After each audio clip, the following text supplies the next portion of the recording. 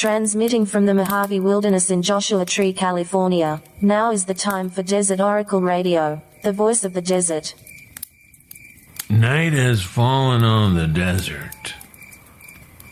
The time of night when we gather round our radios for story time. We have always been suckers for story time. That's about the only historical fact disputed by no one at all.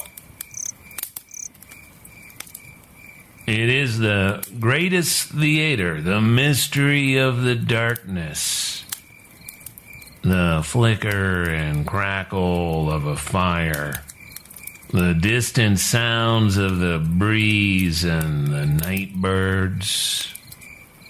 In the round, as they say in show business, in the song and dance trade.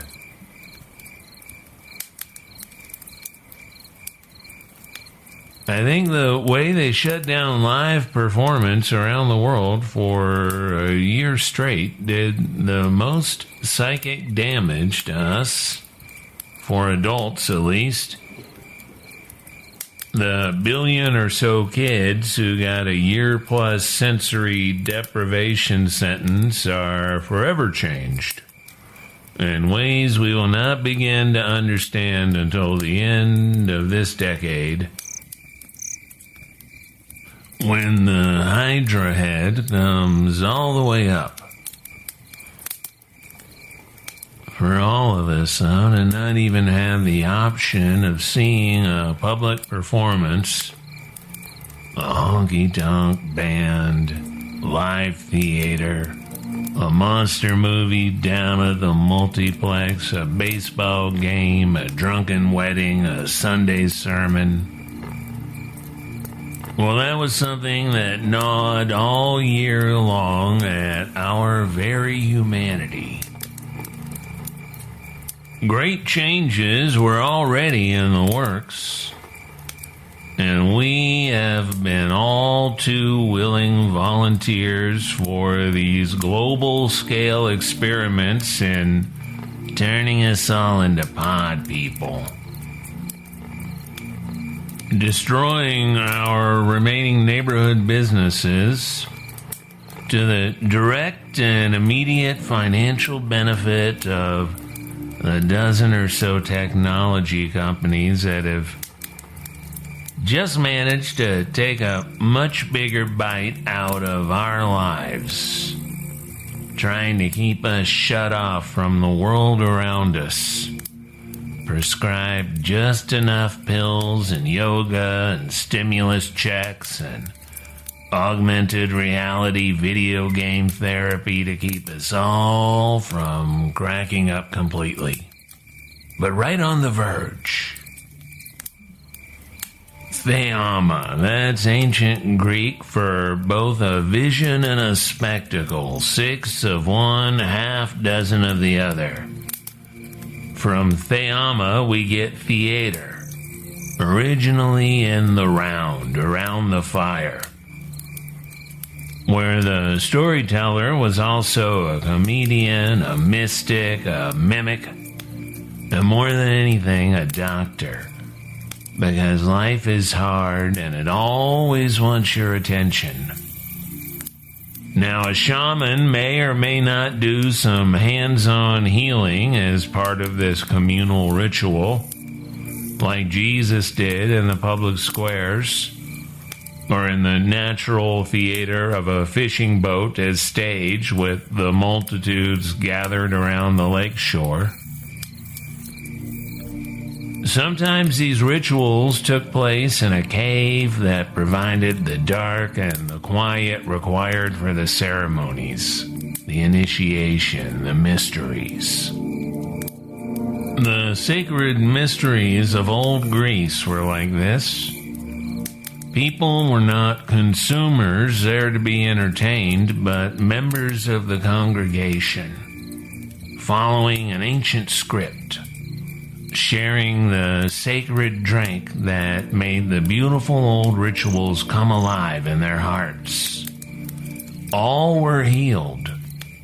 Not least the priests, the performers, the entertainers themselves. The sickest of them all. Playwrights, actors, outcasts, jugglers, musicians, dancers, visionaries. The weird and the damned.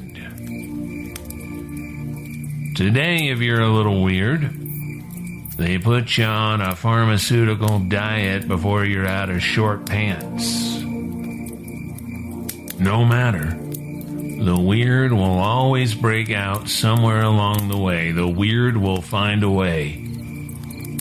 But when your society is sick and your healing rituals are gone, and you have no system for integrating the oddballs, well, maybe some of your oddballs will find their way to the stage or the pulpit. And maybe some of them become serial killers or politicians or hedge fund managers.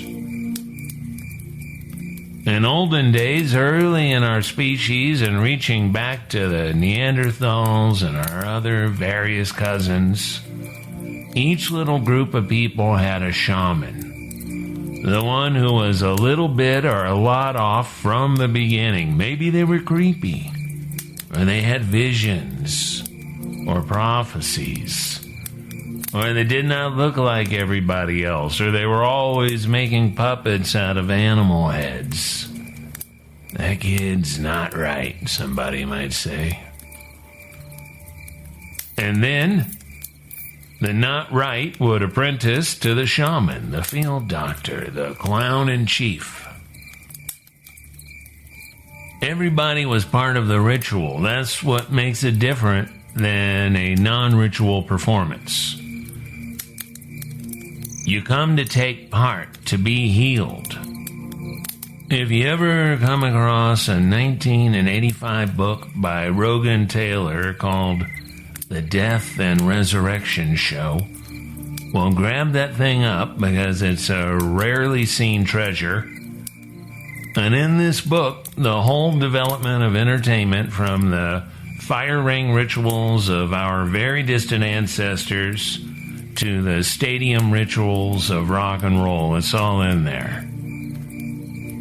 And plenty of modern performances can transcend entertainment and become transformative ritual for various specialized populations, even within the agnostic framework of casino ballrooms and summer music festivals.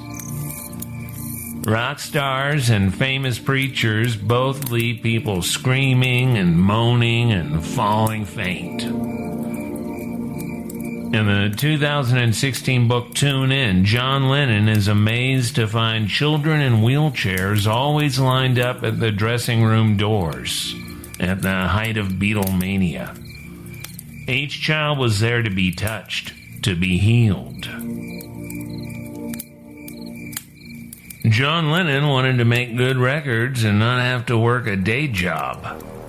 But the Beatlemaniacs needed him to be a healer, a messiah.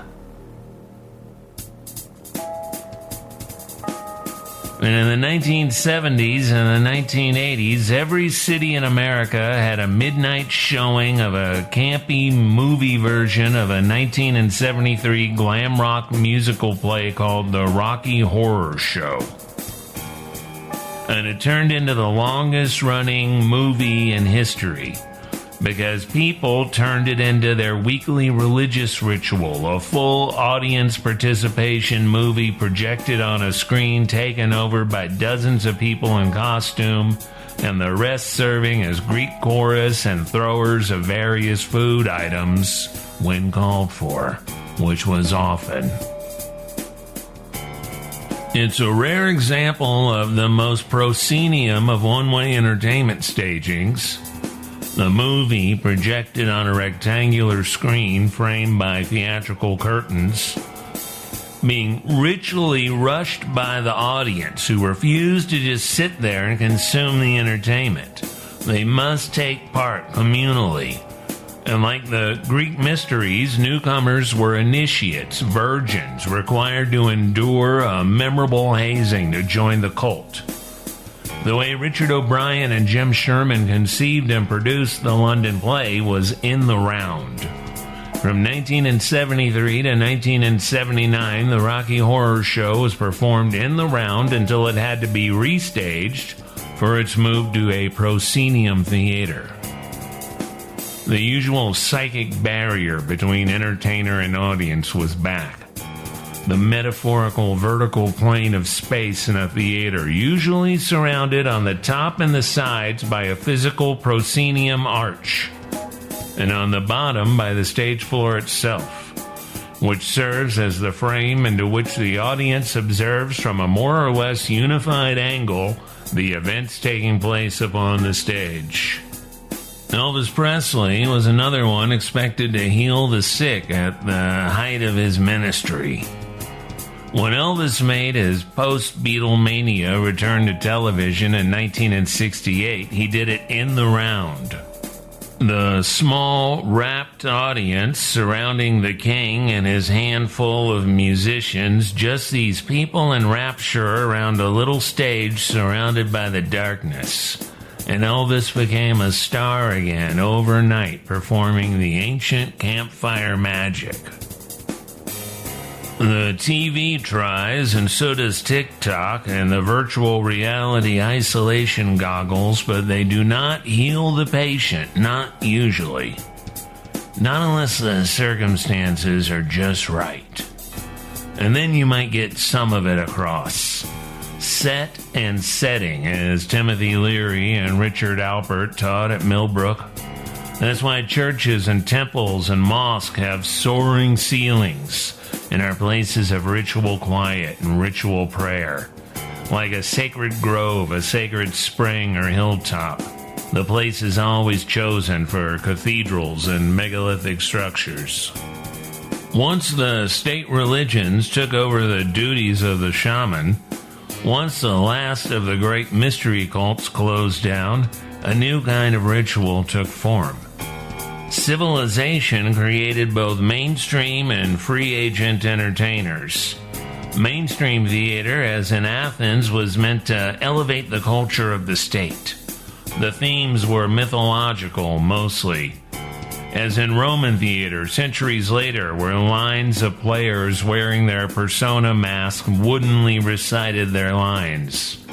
Meanwhile, outside on the streets, huge crowds followed the tumblers and the jugglers, the fire eaters and the snake charmers, violent puppet shows and lewd dances and magic.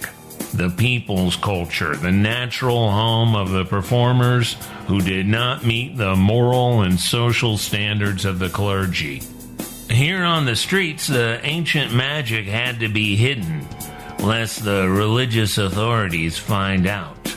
The rituals of love and sex, death and dismemberment, healing and resurrection, it could all be done without the audience really being aware of the ancient ceremony they had joined. As commerce became our habit, freelance entertainers had to sell something. Their juggling skills, rope tricks, political satire, good and evil, death and resurrection, virtue and folly. After a real crowd pleaser, one of the players would take off their hat and pass it around. Hats for the sinners, shiny brass collection plates for the priests. In the market squares of the Mediterranean cities, the show people came calling with their covered wagon full of props and costumes.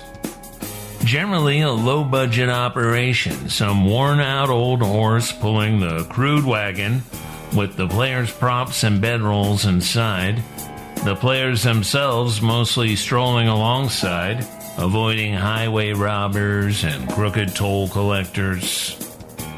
The main prop, the most important prop, was the hellmouth. And the most economical way of presenting the hellmouth with a traveling show was to put it in the back opening of the wagon, hidden until the crucial moment by the fabric flaps of the wagon's opening, the tent door, or a curtain hanging between posts or trees, what the Greeks called skene. meaning the curtain flaps on a tent door, then the structure of a wooden stage framed by curtains, and eventually our word scene, as in a theatrical scene or a movie scene. The New Testament, the best known and most read Greek book in the history of the world, uses the word skene dozens of times, usually referring to the tent tabernacles that armies used to carry around the homes of their various gods. The tent hellmouth was the portal not just for magicians and demons, but for Yahweh or for Zeus to commune with Alexander the Great. It was primal knowledge for audiences everywhere that the supernatural always crawled out of the hell mouth. Jesus himself in the medieval Passion plays spends most of his time in hell, in ritual battle with the host of the underworld.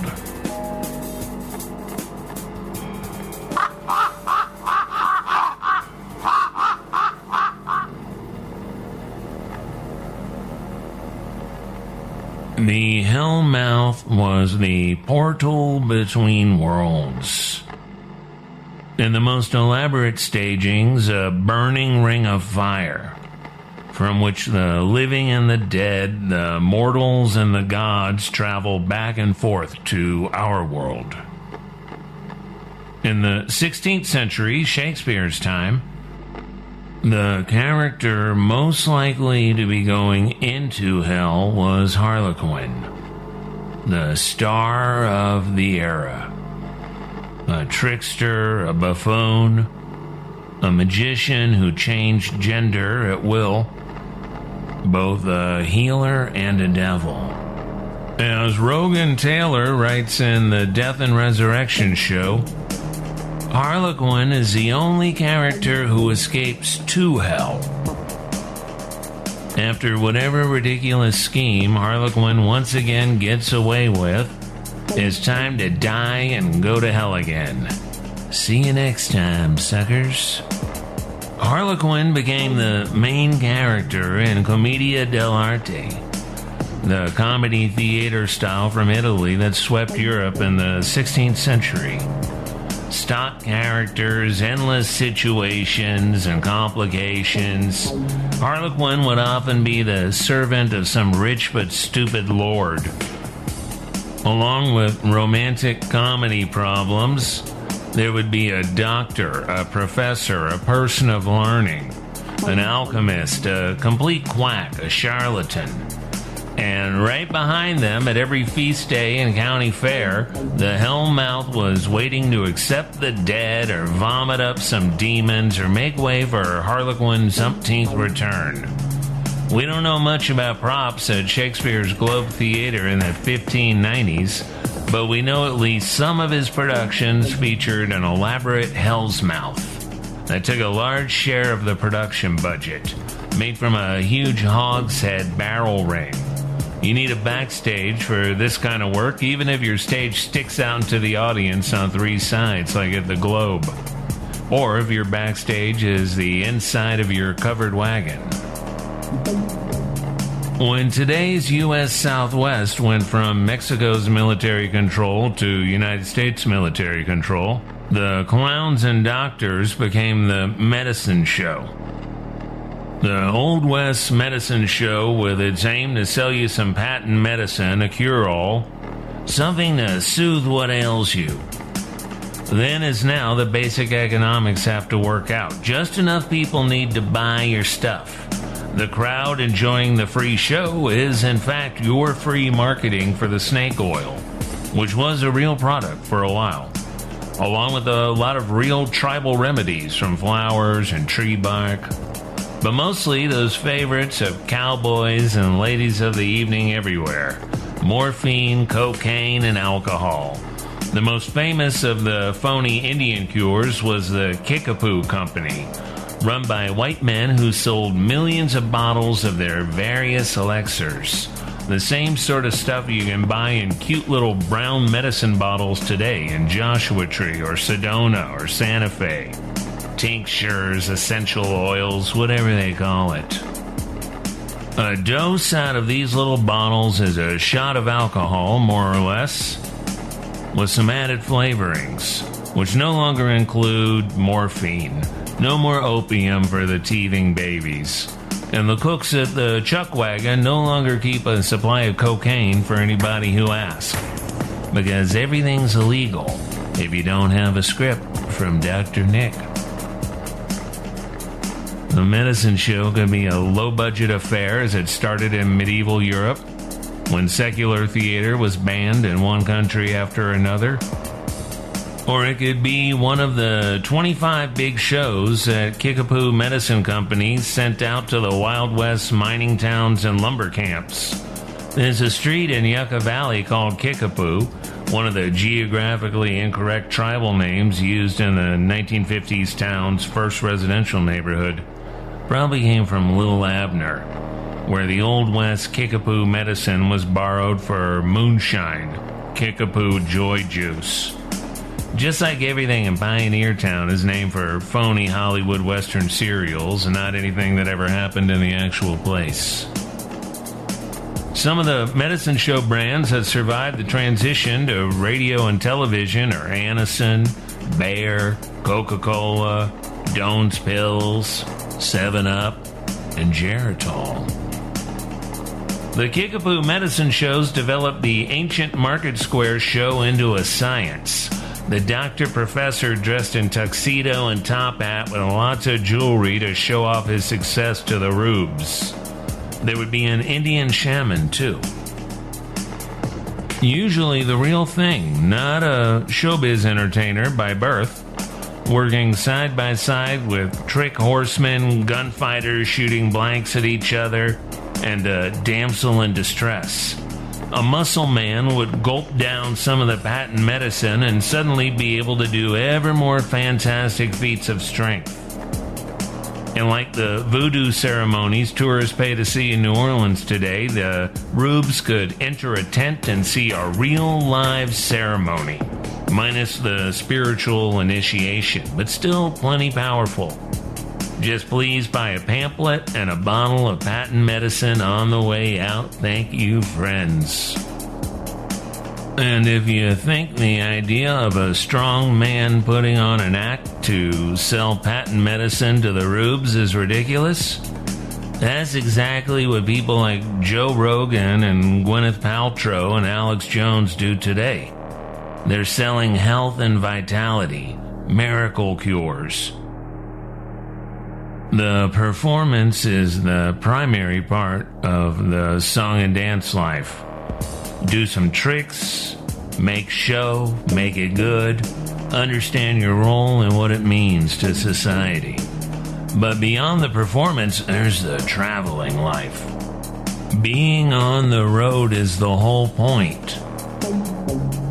Like the musician Nick Cave wrote in one of the email newsletters he did to keep sane over the long global lockdown, I have come to the conclusion that I am essentially a thing that tours.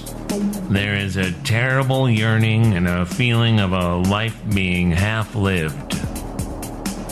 Well, we are coming out of our holes at long last. The concert and theater calendars are once again filling up with show dates. The movie theaters are meekly reopening, and by sometime this fall, the population of planet Earth will again have the Church of Public Performance open again, along with the rituals of birth and life and death, funerals and parties, weddings and festivals, church summer camps where puberty blossoms. Around a campfire, the hypnotic flames do what the special effects of stage and screen cannot, no matter how fantastic.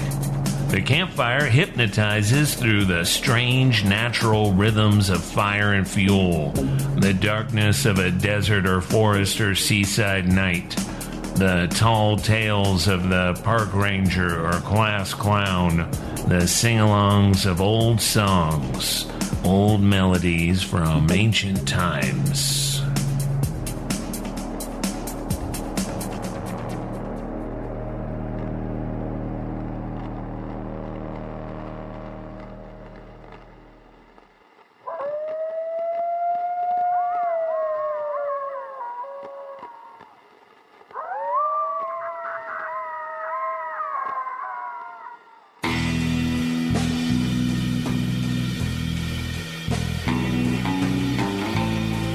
From Amboy to Zyzex and across the great Mojave Wilderness, this is Desert Oracle Radio, broadcasting from Joshua Tree on Friday nights at 10 p.m. and heard on air around the United States on community radio stations and on your podcast player in your pocket.